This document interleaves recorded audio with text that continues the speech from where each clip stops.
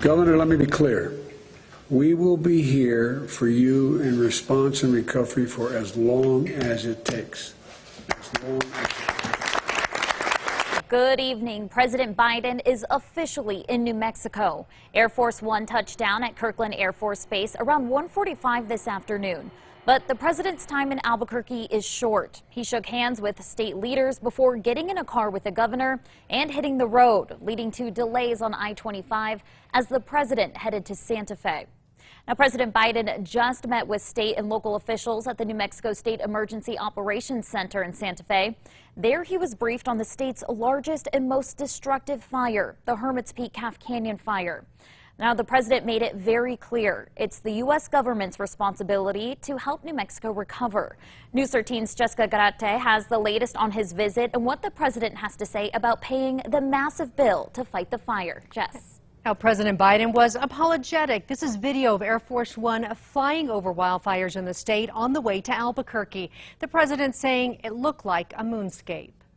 We have a responsibility to help this state recover, to help the families who have been here for centuries and the beautiful northern New Mexico villages who can't go home and whose livelihoods have been fundamentally changed.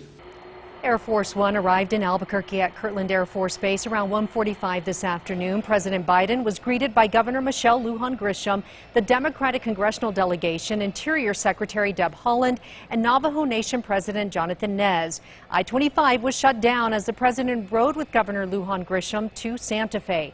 The president was then briefed on the Hermit's Peak Calf Canyon fire here at the New Mexico State Emergency Operations.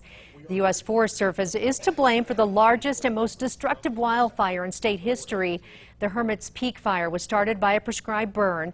The Calf Canyon fire was started after a pile burn. The two fires merged and have burned more than 320,000 acres. 432 homes and another 448 structures, including businesses. The president says he wants to make sure this doesn't happen again.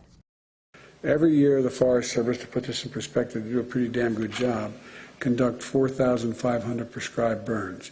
99.8% go as planned. But this time, tragically, it did not. And that's why the Forest Service has just put a complete pause on prescribed burns in the Forest Service lands, and it's conducting an intensive 90-day review.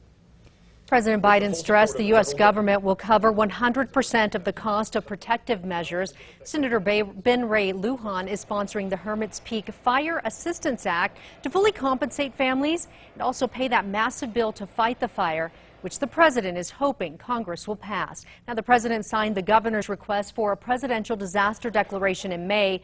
Mr. Biden joked today, saying when Governor Lujan Grisham asks for something, he just says yes. Annalisa? All right, thanks, Jess. Now, President Biden just wrapped up in Santa Fe. I-25 will be closed again as he heads back to Albuquerque now, and we'll, of course, have much more on his visit coming up tonight at 10.